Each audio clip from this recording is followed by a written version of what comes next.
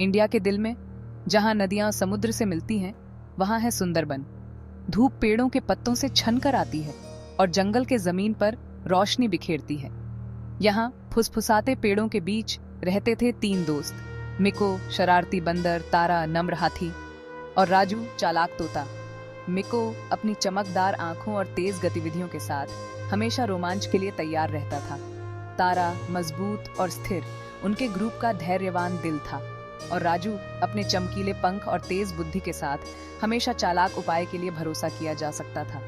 उनके दिन जंगल की मीठी धुनों, पत्तों की सरसराहट और विदेशी पक्षियों की गूंजती आवाजों से भरे होते थे। लेकिन एक दिन उनके कानों में कुछ असाधारण बात की फुसफुसाहट आई, एक ऐसी कहानी जो उन्हें उनके सबसे बड़े रोमांच पर ले जाएगी।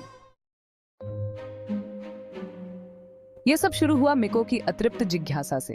एक बेल से दूसरी बेल पर झूलते हुए उसने बंदरों के एक समूह को उत्साह से बकबक करते हुए सुना। वे एक प्राचीन कहानी, युगों से फुसफुसाते हुए एक किंवदंती, सुंदरबन के बीचों बीच दफन एक छिपे हुए खजाने के बारे में बात कर रहे थे। उत्सुक होकर मिको तारा और राजू के पास वापस भागा। उसका उत्साह उबल रहा था। एक खजाना, वह चिल्लाया। उसकी आवाज आश्चर्य से भरी हुई थी। हमारे जंगल में कहीं एक असली खजाना छिपा है। तारा धैर्यपूर्वक सुनती रही। उसकी शांत निगाहें मिको पर टिकी हुई थीं। राजू उसकी पीठ पर बैठा, अपना सिर घुमाया।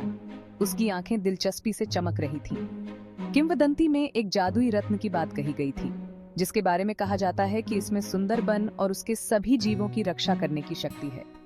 यह पीढ़ी दर पीढ़ी चली आ रही एक कहानी थी, एक ऐसी कहानी जिसने इसे सुनने वाले सभी लोगों के दिल और कल्पनाओं को मोह लिया था।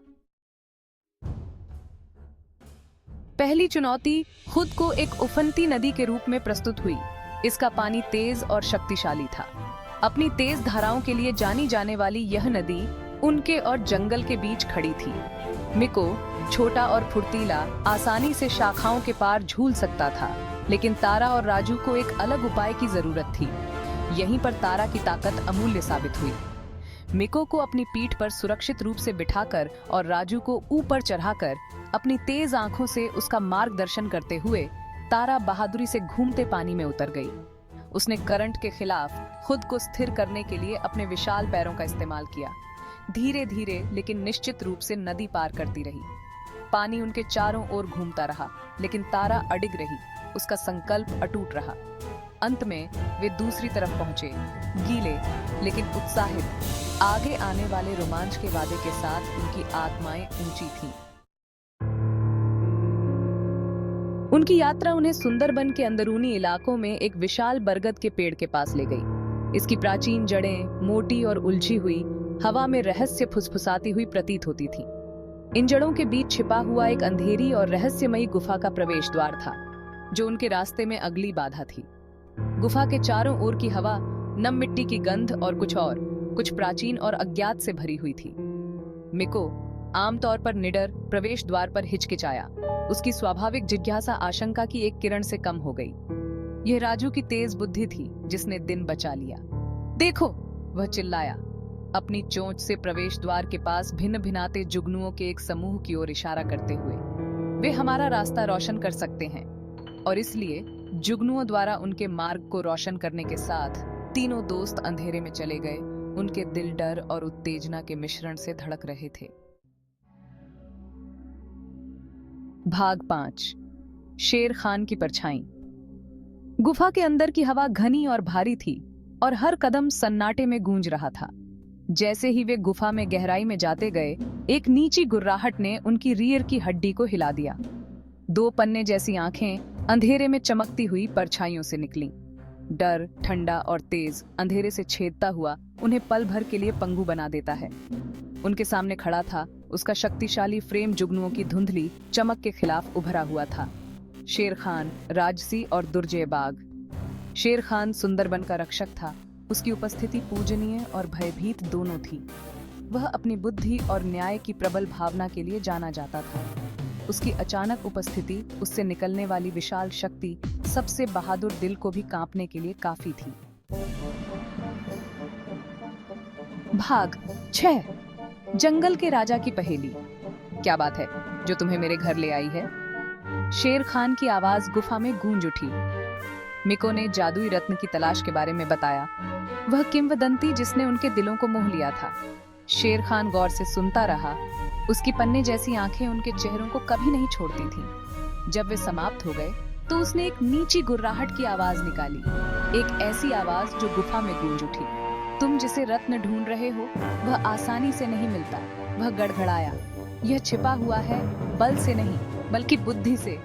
फिर उसने उनके सामने एक पहेली रखी, उनकी बुद्धि और उनकी योग्यता की परीक्षा। मेरे पास शहर है लेकिन घर नहीं है, जंगल है लेकिन पेड़ नहीं है, पानी है लेकिन मछली नहीं है। मैं क्या हूँ? तीनों दोस्त आपस में सट गए। जुगनुओं की टिमटिमाती रोशनी से उनके चेहरे रोशन हो गए। उम्मीद से हवा खड़ी थी। वे जानते थे कि इस पहेली के जवाब में उनकी खोज की कुंजी है, पौराणिक रत्न को खोजने की।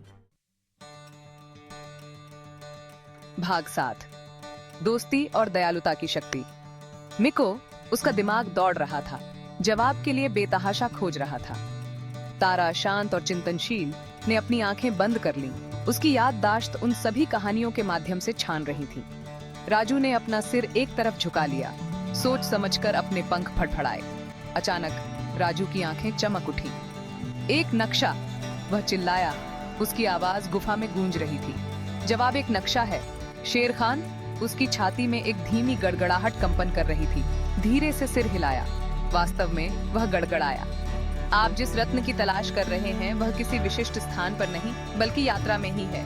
यह दोस्ती के बंधन में, दयालुता के कार्यों में, अपने डर का सामना करने के साहस में पाया जाता है। तीनों दोस्तों ने आश्चर्य से एक दूसरे की ओर देखा। खजाने की उनकी तलाश जादुई रत्न के लिए हमेशा मंजिल के बारे में रही थी। उन्होंने कभी नहीं सोचा था कि असली खजाना यात्रा में ही हो सकता है। भाग 8, चमकता हुआ रत्न और उसका रहस्य। शेर खान एक तरफ हट गया। उसके पीछे छिपे एक संकरे रास्ते का खुलासा हुआ। रास्ते से एक कोमल ईथर चमक निकल रही थी। चट्टान के एक चबूतरे पर टिका हुआ एक कोमल रोशनी के साथ स्पंदित होता हुआ पौराणिक रत्न था। जैसे जैसे वे करीब आते गए उन्होंने महसूस किया कि रत्न केवल चमक नहीं रहा था बल्कि इसलिए कि यह खुद के सर्वोत्तम संस्करणों को दर्शाता है। भाग 9, सुंदरबन के संरक्षक। शेर खान, उसकी आंखें एक अपरिचित गर्मजोशी से भरी हुई थीं, ने सहमति में सिर हिलाया। सुंदरबन को हमेशा अभिभावकों की आवश्यकता होती है। वह गड़गड़ाया। उसकी आवाज पहले से नरम थी। जो लोग ये समझते हैं कि सच्ची ताकत शक्ति में नहीं बल्कि करुणा में, दयालुता में, किसी के डर का सामना करने के साहस और उनसे सीखने की बुद्धि में होती है। मिको, तारा और राजू, उनके दिल एक नई समझ से भर गए। उन्होंने अपने घर की रक्षा करने की कसम खाई। वे संरक्षक बनने के लिए जो सुंदरबन के लायक थे। अब वे समझ गए थे कि असली खजाना, जिस जादुई रत्न की वे तलाश कर रहे थे, वह कोई वस्तु नहीं थी बल्कि वे गुण थे जो उन्होंने अपने भीतर खोजे थे।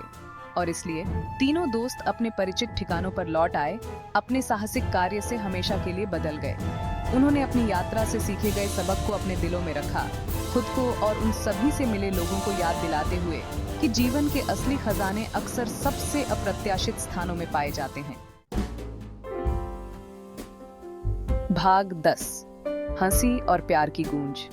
उनके साहसिक कार्य की कहानी सुंदरबन की फुसफुसाती पत्तियों में फैल गई, जो हवा के पंखों पर सवार थी। उनके साहस, उनकी दयालुता और उन्हें मिली बुद्धि की कहानी आशा की किरण बन गई, जिसने सभी को याद दिलाया कि सबसे छोटा प्राणी भी फर्क कर सकता है। मिको बेल से बेल पर झूलता रहा।